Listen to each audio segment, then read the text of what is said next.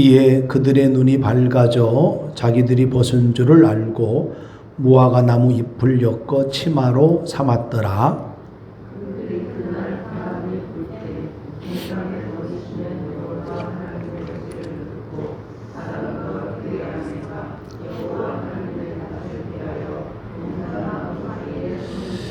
여호와 하나님이 아담을 부르시며 그에게 이르시되 네가 어디 있느냐?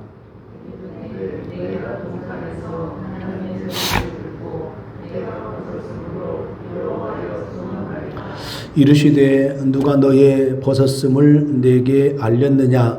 내가 내게 먹지 말라 명한 그 나무 열매를 네가 먹었느냐?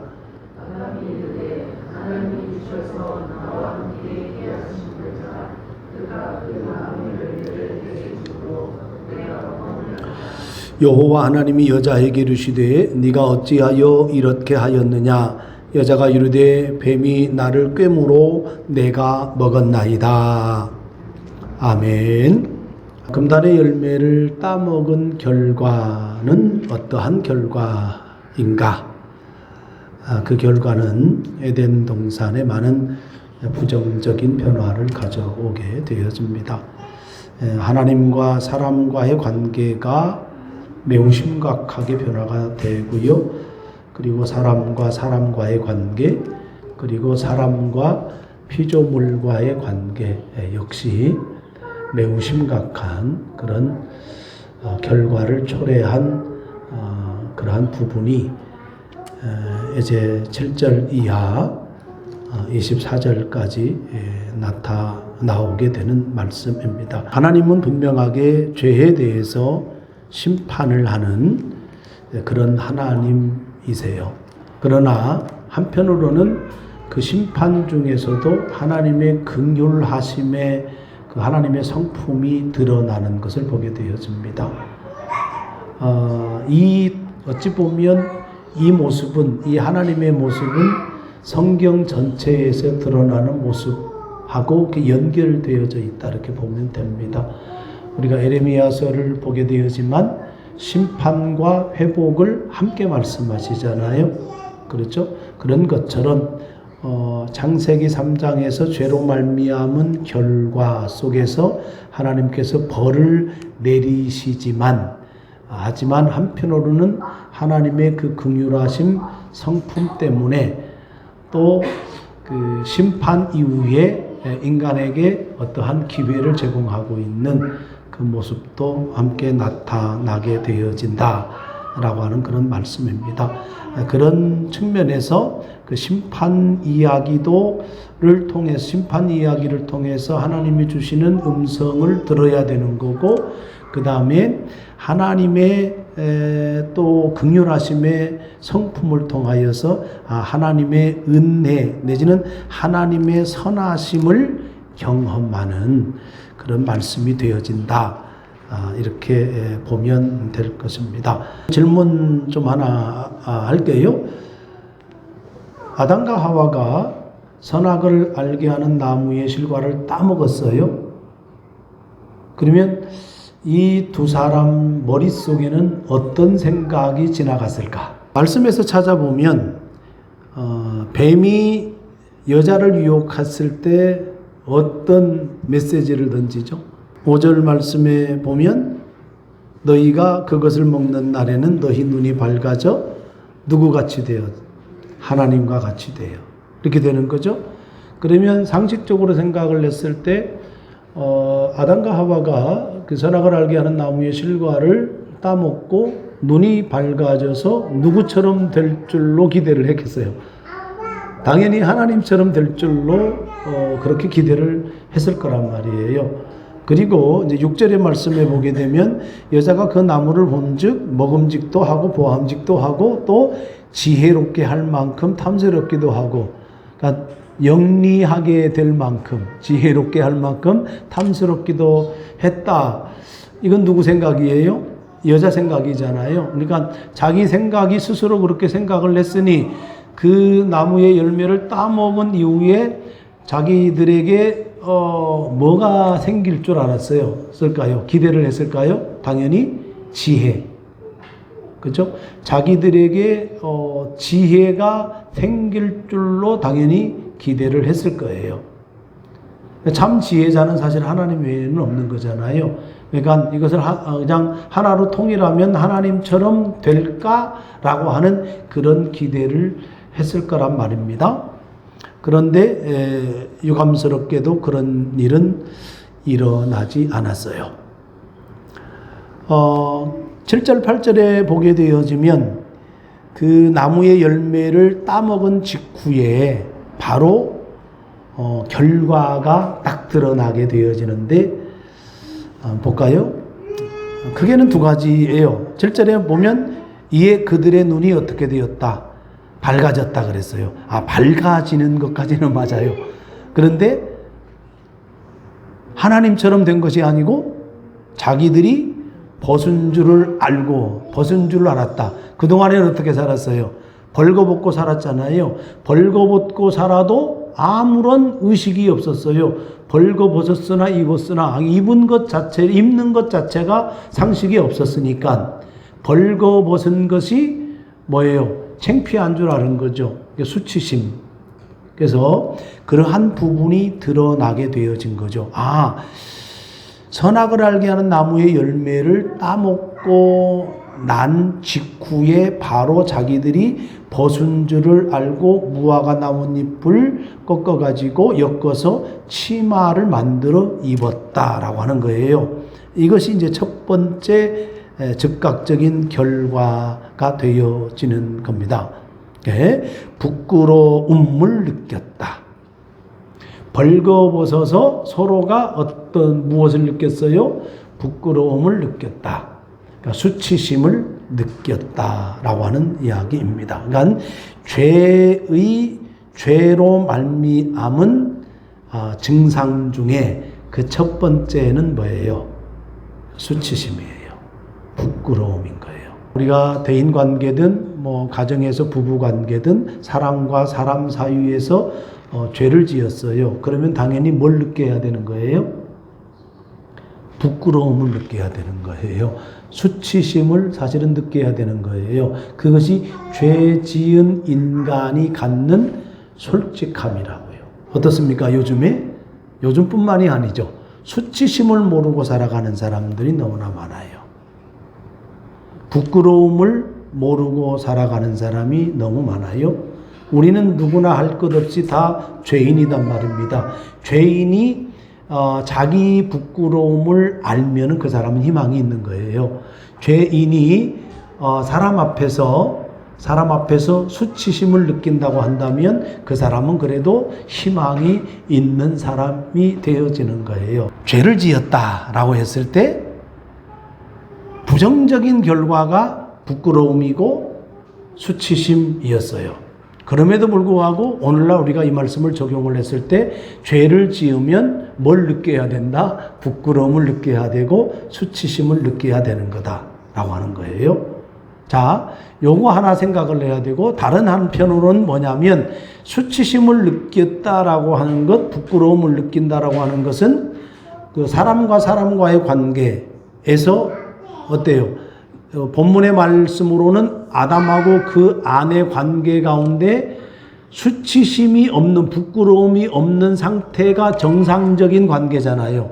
서로 신뢰할 수 있는 관계, 서로 친밀한 관계란 말이에요. 친밀한 관계에서는 수치심이 없는 거예요.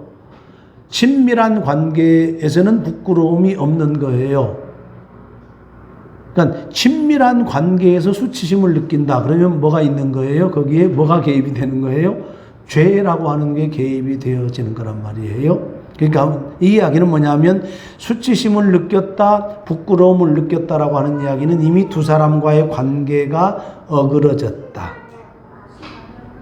좀 심한 표현으로는 두 사람과의 관계가 깨어졌다, 내지는 무너졌다, 이렇게 말을 하는 겁니다. 그래서 하나님의 명령에 복종하지 않은 즉각적인 결과는 뭐냐면 사람과 사람 사이의 신뢰관계 내지는 친밀함의 관계가 깨어졌다라고 하는 것을 말씀해 주고 있는 것이 7절 말씀의 의미가 되어지는 겁니다. 그 다음에 8절 말씀 보면 이제 하나님과의 관계에 대해서 이야기를 해요. 그들이 그날 바람이 불 때 동산에 거니시는 여호와 하나님의 소리를 듣고 아담과 그의 아내가 여호와 하나님의 낯을 피하여 동산 나무 사이에 숨었다. 이렇게 8절 말씀에서 말씀을 하고 있습니다. 7절 말씀은 죄 지은 사람이 사람 앞에 어떤 모습인가를 보여주는 말씀이라고 하면 8절 말씀은 죄 지은 사람이 하나님 앞에서 어떤 모습인가를 보여주는 말씀이 되어집니다. 하나님께서 동산에 거닐고 계신다라고 하는 거예요. 그리고 어때요? 하나님이 소리를 내요. 여호와 하나님의 소리를 듣고 그러잖아요. 분명하게 어떠한 소리인지는 내용적으로 언급이 되어지지 않지만 하나님께서 소리를 내시면서 동산을 거닐고 계시는 거죠. 그럼 우리가 생각을 해볼 때에 하나님께서 지금 아담과 그 아내가 한 행위에 대해서 하나님이 알고 계세요? 모르고 계세요? 이미 알고 계시는 거잖아요. 아담과 그 아내는 여호와 하나님의 낯을 피했다. 이렇게 이야기를 하고 있어요. 중요한 것은 뭐냐면 아담과 그 아내가 하나님의 소리를 듣고, 그럼 하나님의 존재에 대해서 인식을 하는 거잖아요. 하나님의 존재에 대해서 인식을 해요. 다시 말하면 아담과 하와는 하나님 앞에 직면할 수밖에 없다. 하나님 앞에 설 수밖에 없는 존재다라고 하는 것을 분명하게 말씀을 해주고 있는 거예요. 그러니까 죄 지은 사람이 하나님의 낯을 피할 수 없다. 죄 지은 사람은 반드시 누구 앞에 설 수밖에 없다. 하나님 앞에 설 수밖에 없다고 하는 것을 말씀해 주고 있는 거죠. 그러면 죄 지은 사람이 하나님 앞에 설 때에 어때요? 이게 상황이 괴로운 상황인 거예요. 왜냐하면 에덴 동산에서 영원히 살 수 있는 조건을 만들어 주셨어요.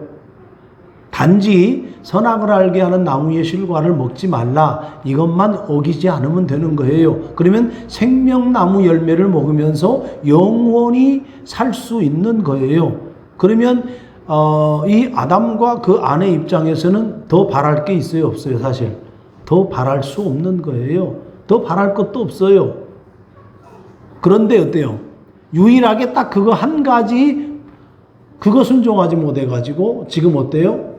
부끄러움을 느끼고, 오늘 말씀 보면 두려움을 느끼고 그렇게 하고 있단 말입니다. 죄 지은 사람이 수치심을 사람 앞에서 느끼니 사람 앞에 서기도 사실은 괴롭고 힘든 일이에요.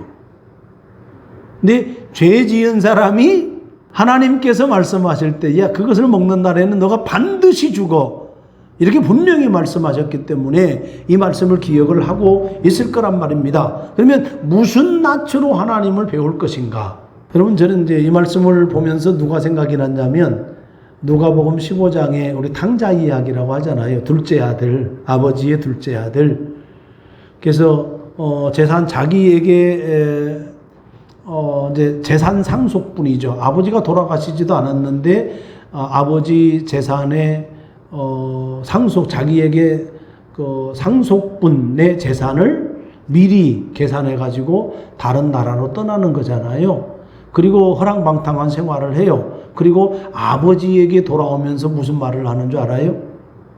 내가 아버지에게로 돌아가는데 아버지의 아들로 돌아갈 명분이 없다는 거예요. 자격이 없다는 거예요.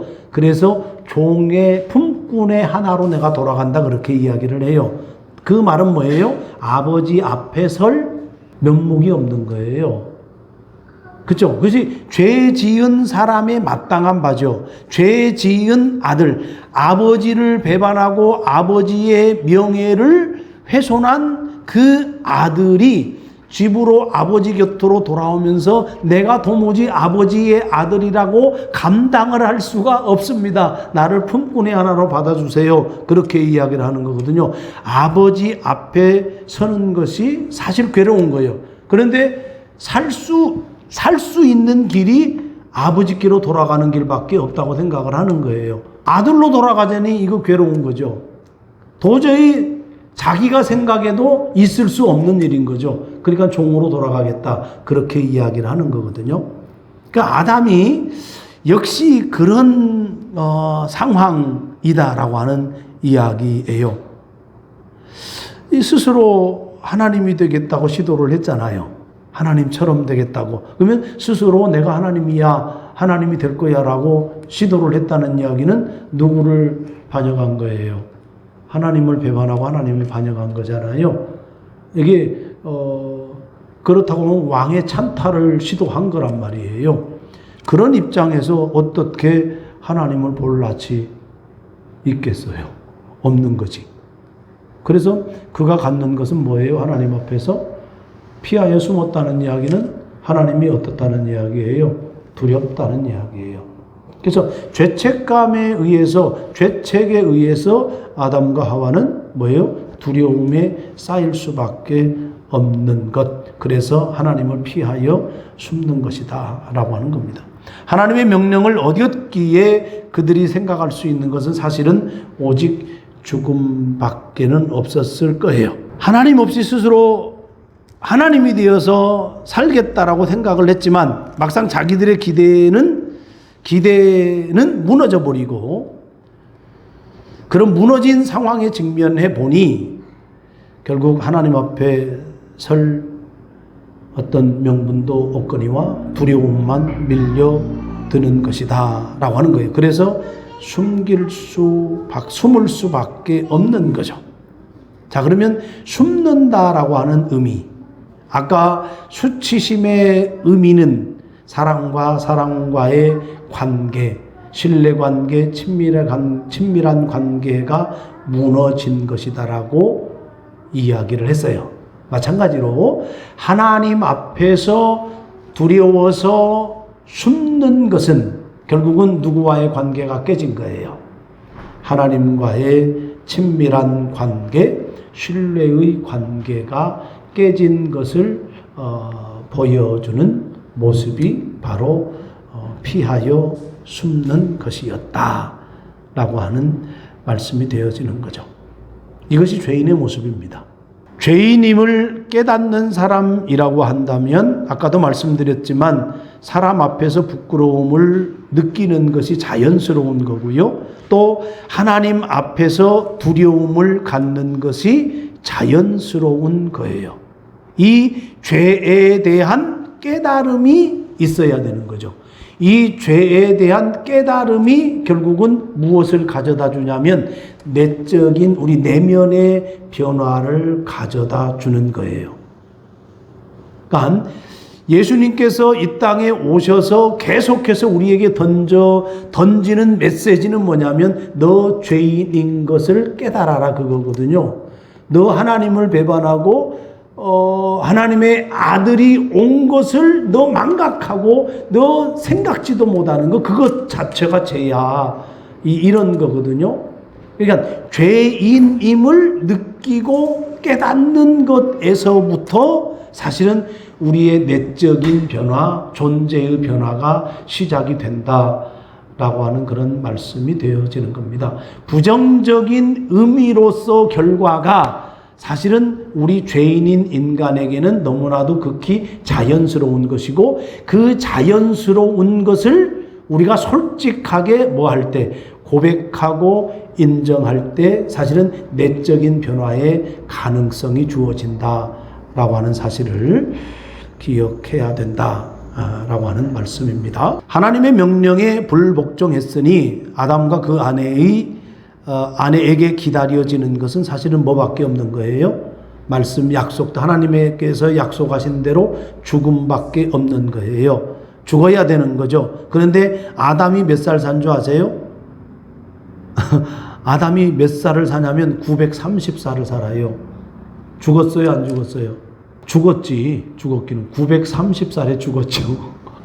근데 우리 시간으로는 930살이면 야 엄청 장수했네 이렇게 생각할 수 있을지 모르겠지만 어쨌든 하나님께서 에덴 동산에 생명나무를 두어서 그 생명나무의 열매를 먹으면 죽지 않는 거예요. 우리가 사실은 우리의 이성으로는 그 죽지 않는 상태를 상상할 수는 없어요. 그렇죠?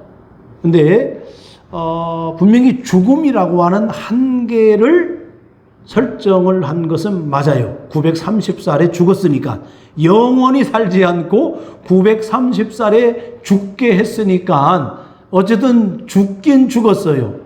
그런데 어때요? 바로 죽지는 않은 거지. 영원히 살지는 않았지만 즉시 죽지는 않았다. 아담과 그 아내를 사랑하시는 하나님의 긍휼의 마음이 있지 않았겠는가 그런 생각을 좀 해봅니다. 그런 것이 말씀 속에 조금씩 이렇게 드러나게 되어져요. 9절 말씀 보겠습니다. 여호와 하나님이 아담을 부르시며 그에게 이르시되 네가 어디 있느냐. 아담을 찾아요. 네가 어디 있느냐 찾습니다. 그러면 하나님이 아까도 말씀드렸지만 숨은 줄 뻔히 알지 않을까요? 그렇잖아요. 이미 죄 지었다라고 하는 사실을 하나님은 인식을 하고 있다고 보는 것이 자연스러운 거예요. 그래서 아들 네가 어디 있느냐 그렇게 불러요. 화를 내시면서 대할 수도 있었을 거고 직접적으로 죄를 지적하면서 야, 너 좀 왜 뱀의 유혹에 왜 넘어가? 내가 그거 하나만 한계를 너와 나와의 어떤 경계를 분명하게 하기 위해서 그거 먹지 말라고 한 거잖아. 내가 그렇게 일렀잖아. 그런데 왜 따먹어? 이렇게 접근할 수도 있었단 말이에요.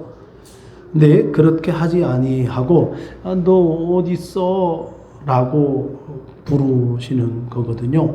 하나님께서 아담의 네가 어디 있느냐 아담을 부르실 때에는 야, 너 한번 얘기해봐. 어떻게 된 거야 이거? 한번 더 설명해봐. 솔직하게. 그런 메시지가 들어있는 부르심이다. 이렇게 생각이 들어집니다. 그래서 좀 잘못을 뉘우치고 하나님께로 다시 돌아오기를 그렇게 바라는 하나님의 마음이 아닐까 좀 그렇게 생각을 해보기도 합니다. 사랑하는 정말로 사랑으로 만든 아담이잖아요. 그러니까 보시기에 좋았다라고 했을 때 좋은 상태는 선한 상태, 아름다운 상태, 조화로운 상태 이런 거거든요. 그러면 그것을 한 단어로 압축을 하면 사랑, 하나님의 사랑으로 우리가 표현할 수가 있는 거예요. 그러니까 하나님께서 아담과 그 여자를 창조한 것은 하나님의 사랑이 담겨진 그 창조물이에요. 피조물이에요. 그것이 사람인 거예요. 그러면 당연히 죄를 지었지만 아버지인 창조주인 그 하나님은 이들에 대한 사랑이 여전히 있는 거예요. 그 사랑의 마음을 담고 네가 어디 있느냐 이렇게 부르면서 잘못된 거 솔직하게 인정하고 회개하고 그런 바람으로 하나님께서 불렀지 않느냐 그런 생각이 좀 들어집니다. 우리가 예수님께서 부활하고 승천하시기 전에 이제 갈릴리 바다의 호수에 고기 잡는 제자들을 찾아가잖아요. 베드로를 부르잖아요. 시몬아, 네가 나를 사랑하느냐 이런 질문하잖아요. 그래서 이름을 불러요. 베드로야 이렇게 부르지도 않고요. 게바야 이렇게 부르지도 않아요. 본명 부르고 본명 이름 임종환, 정환아 이렇게 부르는 거예요.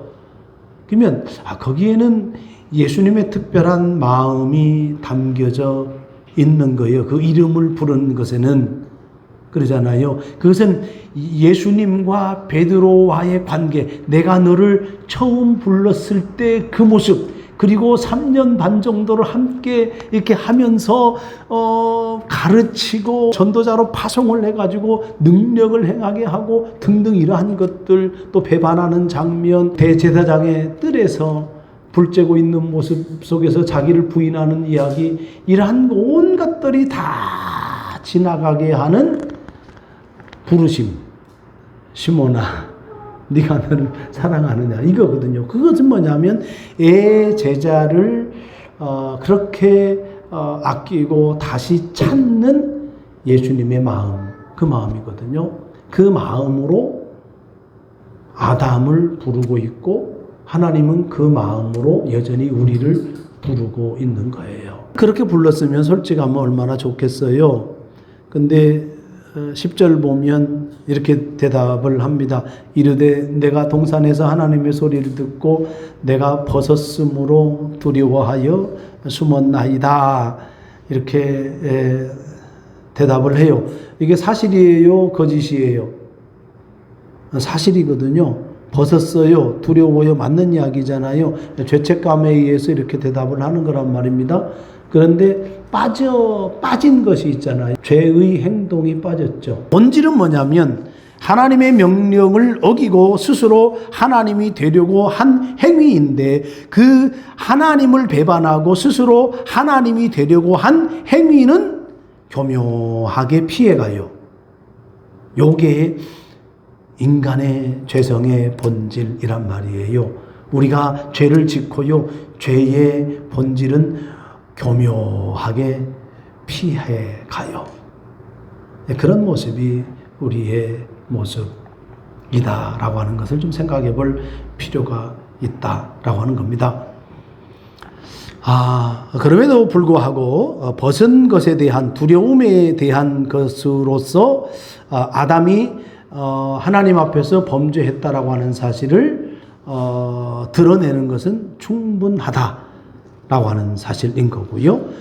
그 다음에 하나님께서 그런 아담에게 범죄 행위 자체에 대해서 직면을 시켜요. 11절에 누가 너의 벗었음을 내게 알렸느냐? 내가 네게 먹지 말라 명한 그 나무 열매를 네가 먹었느냐? 라고 직접적으로 하나님은 책임을 물어요. 처음에는 네가 어디 있느냐? 너가 좀 대답해봐, 솔직하게, 이렇게 접근을 했다가 어떻게 해요? 교묘하게 죄의 본질에서 비껴가니까 하나님께서 어떻게 해요? 직접적으로 직면을 시켜요. 그러면서 책임을 묻는 겁니다. 하나님께서 우리의 죄에 대하여서 직접적으로 책임을 물을 때에 우리가 할 수 있는 것, 잽싸게 해야 될 것은 정직하게 죄를 고백하고 용서를 구하는 것이다. 이것이 답이다 라고 하는 것을 말씀을 해주고 있어요. 그런데 아담은 또 변명을 하게 되는 거잖아요. 12절 말씀입니다. 아담이 이르되 하나님이 주셔서 나와 함께 있게 하신 여자, 그가 그 나무 열매를 내게 주므로 내가 먹었나이다. 누구한테 책임을 전가해요? 자기 아내인 여자한테 책임을 전가해요. 아까 말씀했죠? 사람과 사람 사이에 뭐가 무너졌다고? 친밀감이 무너졌고 뭡니까? 그 신뢰관계가 깨어졌다, 이렇게 말씀했잖아요. 그 결과를 보여주는 거죠. 누구한테 책임을 물어요? 아내에게 책임을 물어요. 더더군다나 누구를 비난하고, 그 여자를 누가 주었어요? 하나님이 주셨다고 그래요. 그러면 누구를 비난하고 있는 거예요? 하나님도 비난하고 있는 거예요. 무섭죠? 무서운 거예요. 죄로 물든 인간의 모습이 이래요. 죄를 전가하잖아요. 우리가 뉴스만 보면 숱하게 나오는 이야기들이 이 이야기예요. 죄를, 책임을 전가시켜버리고 결국은 누군가는 책임을 지게 해요. 근데 아담은 그 최고의 책임을 누구한테 묻고 있는 거예요, 지금? 하나님에게 묻고 있는, 하나님께서 주셔서 이렇게 하니까. 자, 13절입니다. 하나님께서 여자에게 묻는 거예요. 네가 어찌야 이렇게 했느냐? 그랬더니 여자는 누구 핑계 대는 거예요? 뱀 핑계를. 뱀이 그래서 내가 먹었습니다. 아담이나 그 안에 이 여자나 책임을 전가하는 것, 똑같은 모습이다 하는 겁니다. 변명하고 남의 탓하는 인간의 죄의 속성을 적나라하게 보여주는 모습이 최초의 사람 아담과 아내에게서 볼 수가 있다. 아담과 그 아내를 보면서 하나님은 죄 지은 인간에게 다가오셔서 기회를 제공하시는 분이지만 이 아담과 그 아내는 잘못을 인정하고 책임지려고 하는 모습은 단 1도 보이지 않고 책임을 회피하고 오히려 책임을 전가하고 있다라고 하는 거예요.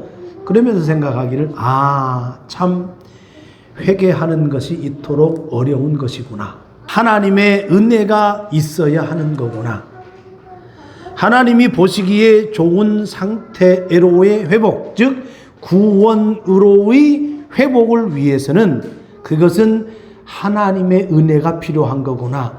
회복은 인간의 영역이 아니고 구원은 인간의 영역이 아니고 바로 하나님의 은혜의 영역인 거구나. 이런 고백을 하게 되어집니다. 하나님은 오늘도 죄인인 우리에게 찾아오셔서 우리를 부르십니다.